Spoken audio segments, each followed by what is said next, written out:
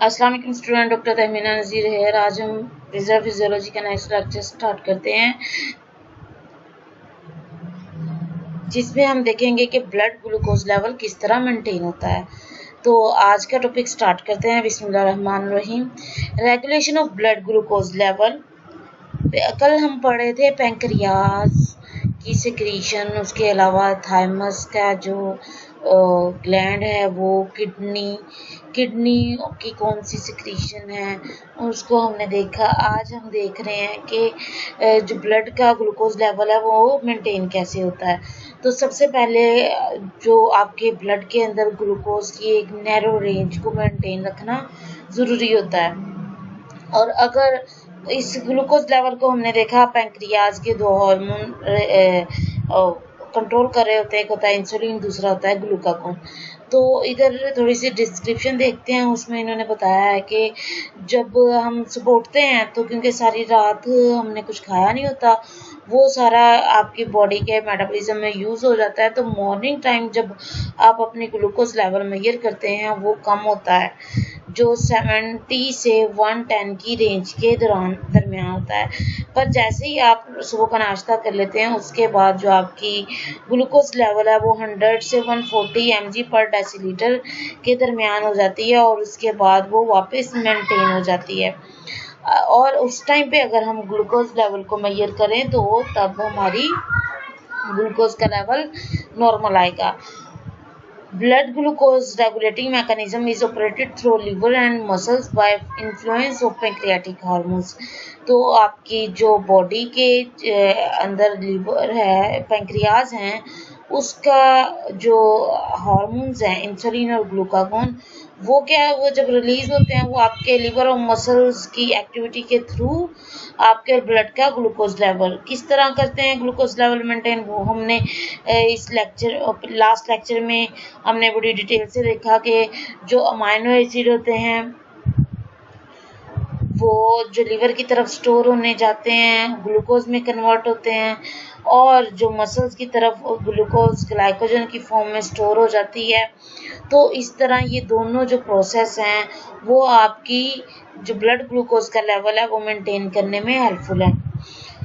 Body के अंदर insulin और ग्लूकागोन के अलावा भी कुछ हार्मोन्स हैं जो आपके ब्लड ग्लूकोज लेवल को मेंटेन करेंगे। अब चूंकि जो इंसुलिन है वो आपकी ग्लूकोज ब्लड के अंदर ग्लूकोज लेवल को कम करने के लिए एक्टिव होता है, तो इसलिए इसको एंटी डायबिटोजेनिक हार्मोन बोलते हैं। और एक जो ग्लूकागोन है वो आपका ब्लड के अंदर ग्लूकोज लेवल को इंक्रीज करता है, एंटी इंसुलिन काम करता है, उसको हम डायबिटोजेनिक हार्मोन बोलते हैं। अब हमें ज़रूरत क्यों पेश आती है ग्लूकोज का लेवल मेंटेन करने की, क्योंकि इस जो glucose is the only nutrient that utilize for the energy by many tissues such as brain tissue, retina and germinal epithelial of gonads. क्योंकि जो ग्लूकोज है वो ग्लूकोज आपकी जो ब्रेन के, आपके आई के रेटिना सेल, आपके गनेट्स की जो जर्मिनल एपिथेलियल सेल है, उधर इस ग्लूकोज के लेवल की जो प्रॉपर अमाउंट है वो होनी चाहिए, ताकि वो ये जो ऑर्गन्स है वो अपना फंक्शन परफॉर्म कर सकें। अगर लो लेवल हो जाएगा, हाइपोग्लाइसीमिया हो जाएगा, तो सबसे पहले आपके ब्रेन पे, आपकी आइज पे और ग्लैंड्स पे इफेक्ट होगा। अब हम लिवर का रोल देखते हैं कि ब्लड ग्लूकोज लेवल को मेंटेन करने में किस तरह इम्पोर्टेंट है। Liver serves as important glucose buffer system. When glucose level increases after a meal, the excess glucose is converted into glycogen and stored in liver।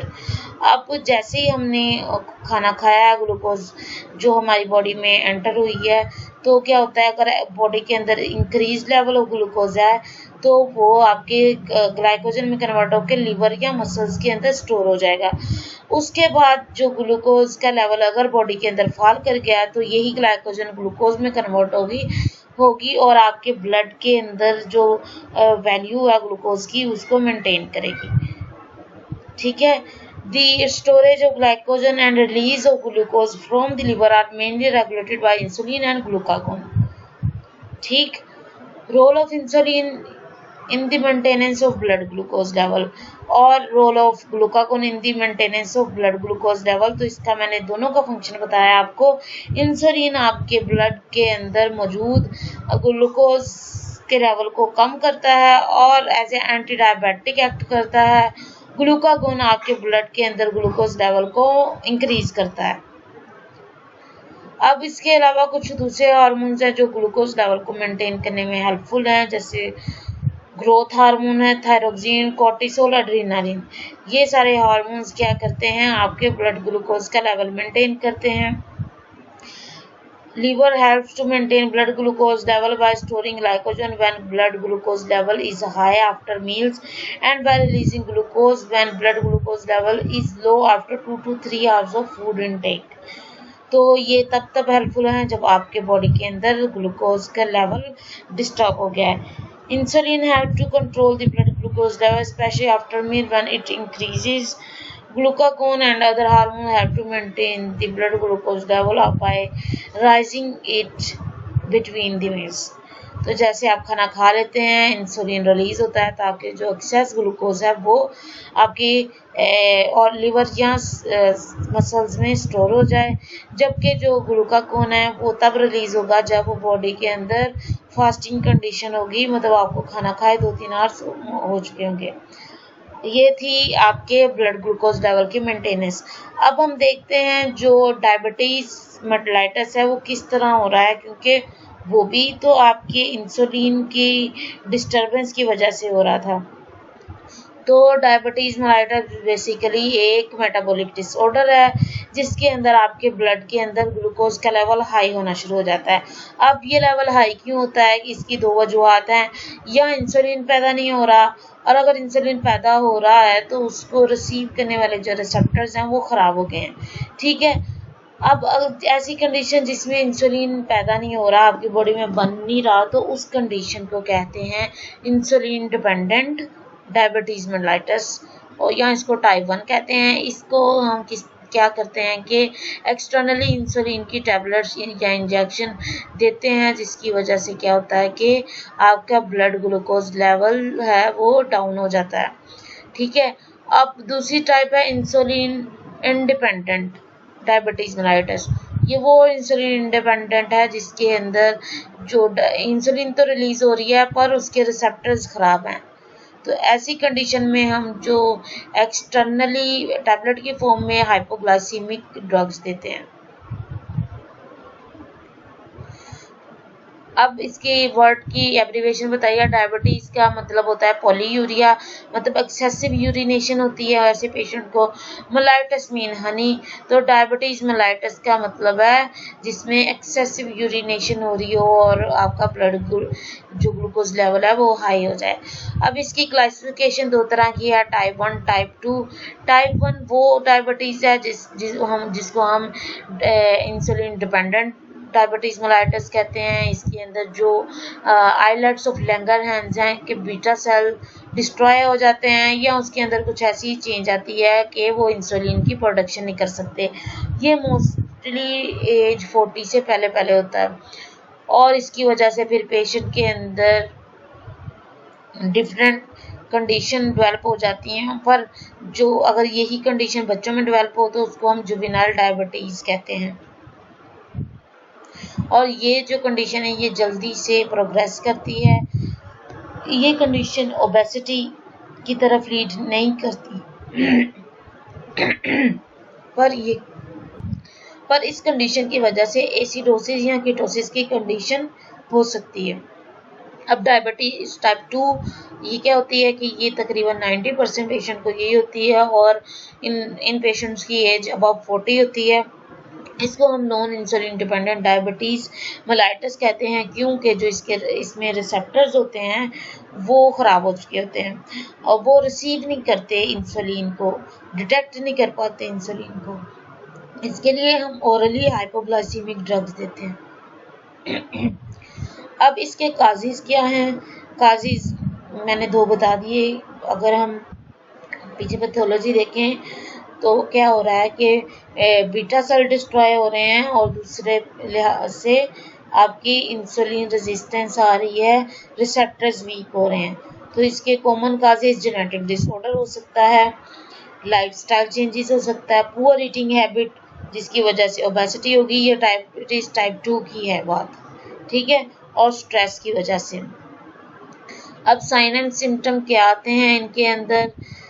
Basically क्या हो रहा है कि ब्लड ग्लूकोज लेवल इंक्रीज हो रहा है, आपकी जो फैट है वो आपके फ्री जो फैटी एसिड है वो एक्सेसिव हो जाता है, जिसकी वजह से जो फैट है वो एडिपोज टिश्यू में एक्यूमुलेट होना शुरू हो जाती है, इस वजह से ओबेसिटी भी आती है।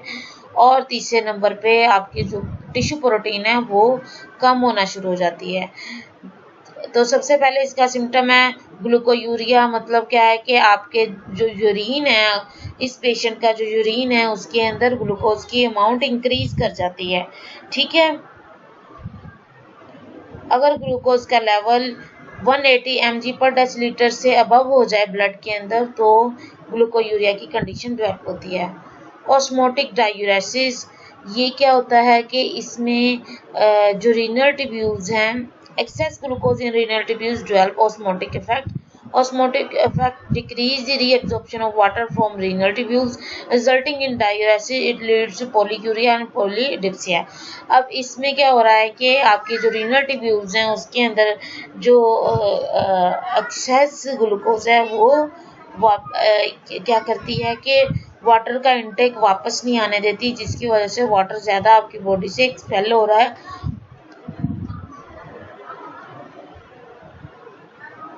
और आपकी जो एक्सेसिव यूरिनेशन की कंडीशन डेवलप हो रही है, जिसको हम पॉलीयूरिया पॉलीडिप्सिया कहते हैं। पॉलीयूरिया कंडीशन डेवलप हो सकती है जिसकी वजह से एक्सेसिव यूरिनेशन हो सकती है, और पॉलीडिप्सिया मतलब प्यास ज़्यादा लगना शुरू हो जाती है, हम उसकी वजह से वाटर इनटेक ज़्यादा कर देते हैं। पॉलीफेकिया भूख ज़्यादा लगती है ऐसे पेशेंट को।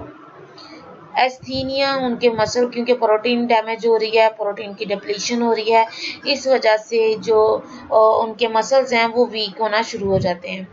एसिडोसिस की कंडीशन डेवलप हो जाती है क्योंकि जो पेरिफेरल ग्लूकोज की यूटिलाइजेशन है वो हो जाती है स्टॉप, जिसकी वजह से जो कीटो एसिड्स हैं वो बॉडी के अंदर एक्यूमुलेट हो जाते हैं और यूरिन के थ्रू भी पास आउट होते हैं, कीटोनो यूरिया भी इसको बोलते हैं, ठीक है। और आपके ECF में एसिडिक केटाइंस मौजूद होते हैं। एसीटोन ब्रीदिंग, ये ऐसी कंडीशन है जैसे कीटोएसिडोसिस की कंडीशन डेवलप होती है, तो जो एक्सपायर्ड एयर है उसके अंदर एसीटोन की अमाउंट आ जाती है। अब ऐसी कंडीशन ये लाइफ थ्रेटनिंग होती है।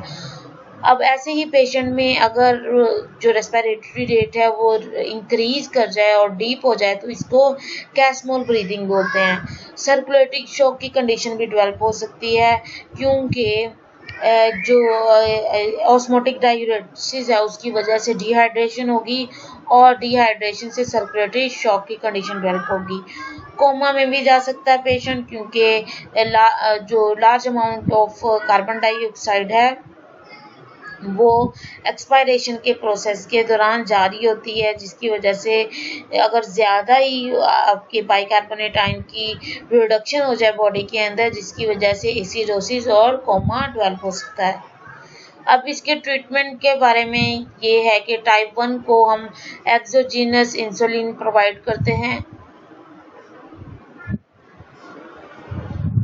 सबक्यूटेनियस इंजेक्शन पेशेंट को देते हैं, और टाइप 2 के अंदर हाइपोग्लाइसीमिक ड्रग्स पेशेंट को देते हैं। ड्रग्स के अंदर इंसुलिन सेक्रेटागोग्स आ जाते हैं, इंसुलिन सेंसिटाइजर आ जाते हैं, अल्फा ग्लूकोसाइडेज इनहिबिटर आ जाते हैं। इंसुलिन सेक्रेटागोग्स ये वो ड्रग्स हैं जो कि आपके ब्लड के अंदर ग्लूकोज के लेवल को कम कर देती हैं और आपके जो बीटा सेल को स्टिमुलेट करती हैं कि वो अपनी इंसुलिन की प्रोडक्शन करे। तो ऐसे में इन्होंने ये एग्जांपल दी है, टोलब्यूटामाइड, ग्लूबराइड और गिलबिजाइड, ये सारी इसकी एग्जांपल्स हैं। इंसुलिन सेंसिटाइजर वो होती हैं जो कि जो टारगेट टिश्यूज है उसकी सेंसिटिविटी को बढ़ा देती हैं और उसकी जो इंसुलिन की डिटेक्शन है उसको बढ़ा देंगी। इसमें मेटफॉर्मिन, थायाजुलानिडोइंस, आ जाते हैं इसके अंदर अल्फा ग्लूकोसिडेज इनहिबिटर। ये ऐसे ड्रग्स हैं, these drugs control blood glucose level by inhibiting alpha glucosidase. These intestinal enzyme is responsible for conversion of dietary and other complex carbohydrate in glucose and other monosaccharide which can absorb from the intestine. तो ये ऐसा एक enzyme है glucosidase, alpha glucosidase, जो कि जो आपने food ली है उसको कार्बोहाइड्रेट से ग्लूकोज में कन्वर्ट होने से रोक देती है। ठीक है, तो इसके अंदर एक्रोबोज और मैग्लीटो टाइप ड्रग्स शामिल हैं। तो आपके ये लास्ट लेक्चर था जिसमें हमने ग्लूकोज के लेवल को मेंटेन करना देखा है, और साथ साथ हमने देखा है कि आपकी जो ड्रग्स हैं कौन कौन सी हैं। इंसुलिन की फॉर्म में हम जो देते हैं आपकी बॉडी में, इंसुलिन की जो कंडीशन आती है डायबिटीज़ की टाइप 1 टाइप 2, उसको देखा है। तो ये आज का लेक्चर आपका लास्ट है, इसके बाद आपके लेक्चर स्टार्ट होंगे। उम्मीद करती हूँ आपको समझ आ चुकी है, आपके इसके बाद टेस्ट स्टार्ट होंगे, सॉरी। तो उम्मीद करती हूँ आपको समझ आ चुकी होगी। आज का लेक्चर आपके लिए एंड वाला लेक्चर था। एंडोक्राइनोलॉजी जो है वो ख़त्म हो गई है। क्लिनिकल पार्ट इसका थोड़ा रहता है, इसके बाद हम प्रैक्टिकल की तरफ जाएंगे और क्लिनिकल थ्योरी की तरफ जाएंगे। तो थैंक यू सो मच। जो क्वेश्चन की रिव्यू आप मुझसे पूछ सकते हैं।